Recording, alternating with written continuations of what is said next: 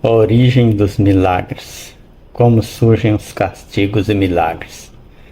Quem nunca ouviu falar dos grandes milagres e castigos divinos do passado? A travessia do povo de Israel pelo Mar Vermelho, Daniel na cova dos leões, Ananias, Misael e Azarias na fornalha de Nabucodonosor, ressurreição de Jesus e de um grande número de pessoas no dia de sua morte, que inclusive entraram em Jerusalém, 3 horas de escuridão após a morte de Jesus, a invulnerabilidade de João, que foi lançado dentro de um tacho de azeite e saiu ileso, etc. O curioso é que essas coisas nunca chegam ao conhecimento de ninguém que não pertença ao grupo religioso que as registra. Mas para a maioria dos religiosos não há dúvida de que tudo seja verdade. Entre outros povos, muitos prodígios são conhecidos também. Buda ressuscitou mortos e alguns deuses de outros povos asiáticos também fizeram o mesmo. Não foi exclusividade de Jesus. E muito se fala de milagres de santos cristãos. Eis abaixo algumas das histórias que conhecemos. O cavaleiro sem fé. Um cavaleiro de Cuiabá, passando por Aparecida, ao se dirigir para Minas Gerais, viu a fé dos romeiros e começou a zombar, dizendo que aquela fé era uma bobagem. Quis provar o que dizia, entrando a cavalo na igreja. Não conseguiu. A pata de seu cavalo se prendeu na pedra da escadaria da igreja, Basílica Velha, e o cavaleiro arrependido entrou na igreja como devoto. A menina cega. Mãe e filha caminhavam às margens do rio Paraíba, quando surpreendentemente a filha cega de nascença comenta surpresa com a mãe. Mãe, como é linda essa igreja, Basílica Velha. Menino no rio. O pai e o filho foram pescar. Durante a pescaria, a correnteza estava muito forte e, por um descuido, o menino caiu no rio e não sabia nadar. A correnteza o arrastava cada vez mais rápido e o pai, desesperado, pede a Nossa Senhora Aparecida para salvar o menino. De repente, o corpo do menino para de ser arrastado enquanto a forte correnteza continua e o pai salva o menino. O caçador. Um caçador estava voltando de sua caçada, já sem munição. De repente, ele se deparou com uma enorme onça. Ele se viu encurralado e a onça estava prestes a atacar. Então o caçador pede desesperado a Nossa Senhora Aparecida por sua vida. A onça vira e vai embora. Fonte Cultural Brasil. O homem que atirou na cruz. Na infância eu ouvi também de um homem que encontrou a esposa rezando aos pés de uma cruz e deu um tiro na cruz. Então da cruz saiu uma lasca que penetrou em seu peito, matando-o. Fato mais recente. O chute na Santa. Chute na Santa foi um episódio ocorrido em 12 de outubro de 1995, dia de Nossa Senhora Aparecida, que é considerada pelos católicos como a padroeira do Brasil, em que Sérgio von Helder, bispo da Igreja Universal do Reino de Deus, deu repetidos golpes com os pés em uma estátua da padroeira, comprada por ele mesmo, enquanto afirmava que a imagem era apenas uma estátua de barro. O evento foi originalmente transmitido durante a madrugada em um programa de televisão da Rede Record de televisão, de propriedade da própria Igreja Universal. As imagens gravadas em vídeos causaram forte repercussão no país. Mesmo tendo saído dos meios de comunicação há tempos, este episódio deixou lembrança em uma geração de brasileiros. Wikipédia. Pouco tempo depois já começou a aparecer milagre e castigo.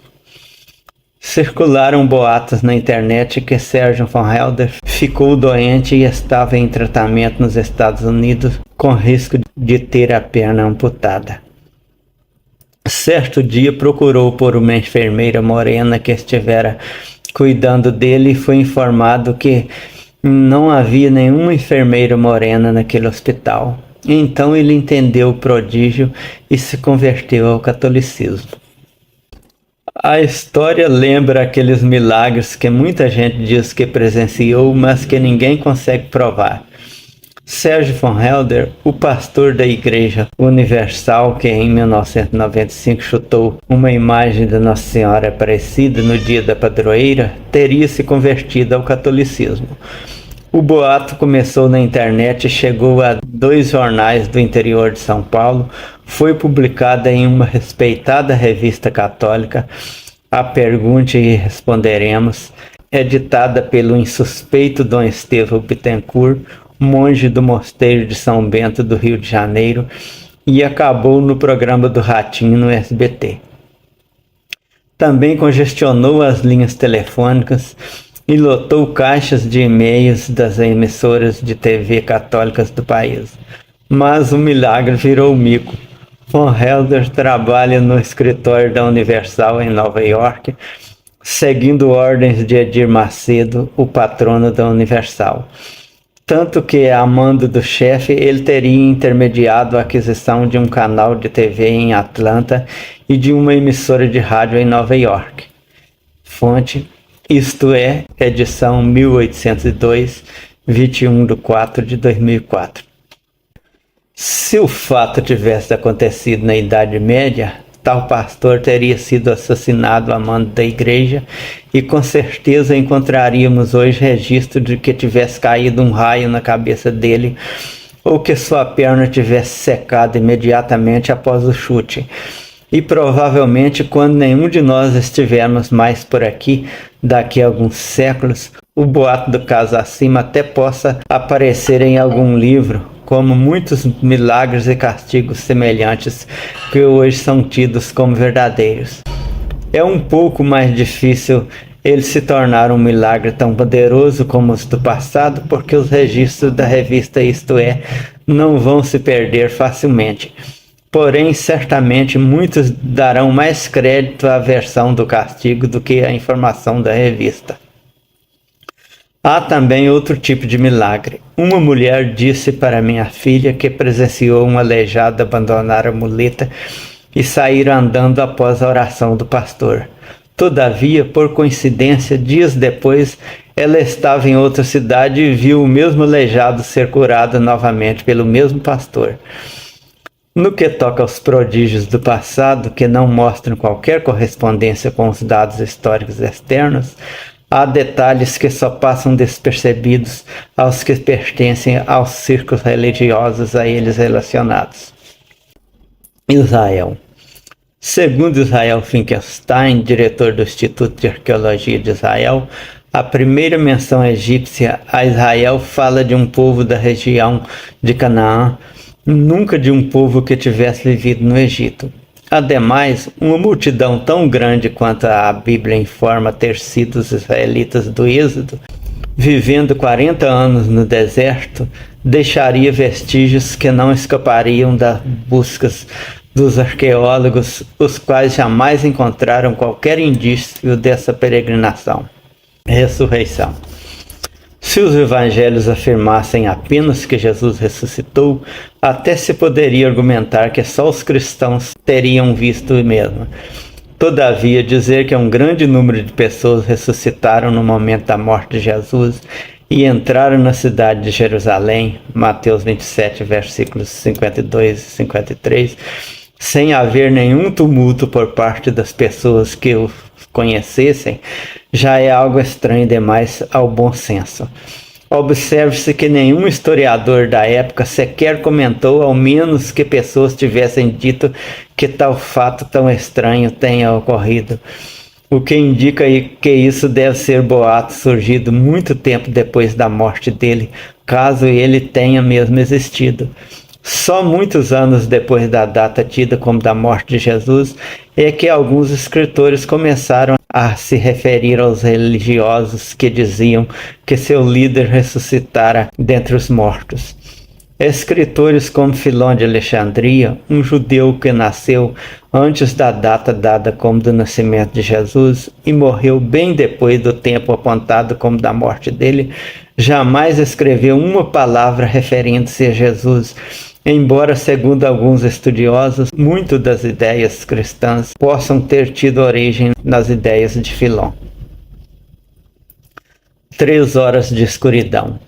Essa é a história mais inverossímil de todas. Naquela época já se registravam todos os eclipses visíveis.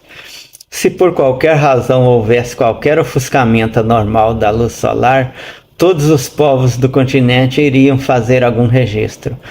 Pode-se dizer que uma pessoa ressuscita e ninguém vê, que um aleijado é curado e isso não chega ao conhecimento dos historiadores, que um tal João tenha sido lançado dentro de um tacho de azeite e saído de lá sem se queimar, e os romanos não tenham nunca comentado o ocorrido, mas ocorrer 3 horas de escuridão do meio-dia às 15 horas e ninguém mais perceber além de um grupinho religioso foge a toda lógica. Sêneca, que viveu do ano 4 antes da era cristã ao ano 65, um dos mais famosos autores romanos sobre ética, filosofia e moral, e um cientista que registrou eclipses e terremotos. As cartas que teria trocado com Paulo se revelaram uma fraude mais tarde. Plínio o Velho nasceu em 23 antes da era cristã e morreu no ano 79. História natural. Escreveu 37 livros sobre eventos como terremotos, eclipses e tratamentos médicos. Fonte: Lee Salisbury, Jesus, o incômodo silêncio da história. Impossível seria ocorrer tal evento estranho e nenhum desses dois romanos registrar. Entretanto, algumas décadas depois, as pessoas desinformadas começaram a acreditar que isso ocorrera e posteriormente até os mais cultos creram. A realidade que podemos atestar é essa. O pastor Sérgio von Helder, ao chutar a imagem da santa, só correu o risco de machucar o pé ou de ser atacado por um católico. E com certeza, se você der um tiro em uma cruz e sair um pedaço dela, ele não irá em sua direção, mas sairá para a direita ou para a esquerda. E se tentar entrar a cavalo em qualquer igreja, só correrá o risco de ser agredido por algum devoto violento. Porém, se acha que alguma divindade vai impedi-lo, estará temendo à toa. E já temos muitos exemplos de pessoas morrendo por acidente dentro das igrejas e até pessoas ferindo outros nesses locais sagrados sem que haja qualquer divindade lá para protegê-las. Já está comprovado que quando você acredita na ajuda de uma divindade, ou numa simpatia, ou em qualquer outra coisa, você se recupera melhor de uma enfermidade. E esse milagre pode vir até de comprimidos de farinha que as pessoas tomam pensando serem bons medicamentos. Mas o que vai muito além disso, ou é um acaso mal interpretado, ou é algum fato tão verídico quanto a doença e conversão de Sérgio von Helder. Os grandes milagres sempre ocorreram em tempo bem remoto ou em lugares bem distantes de nós. Nunca os vemos, mas somos informados de que outros os viram. Tampouco são vistos por outros além dos religiosos, como é o caso das 3 horas de escuridão e das ressurreições. Isso prova que são lendas como a doença do pastor que chutou a santa. Assim são os milagres.